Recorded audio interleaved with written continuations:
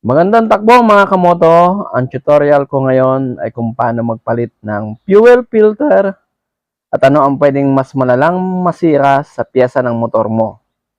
Kung hindi mo pinapalitan ng fuel filter ang fuel pump assembly ng iyong motor. 1, 2, 3, come on!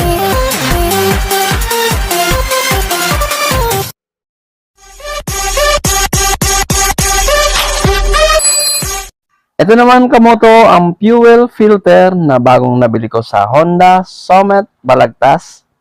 Siyempre mas matagal at panatag ka kapag original o genuine parts ang ipapalit mo.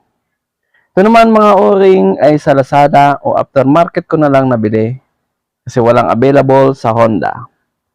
Pero genuine man o hindi, sukatin nyo pa rin kung parehas ba ang laki sa stock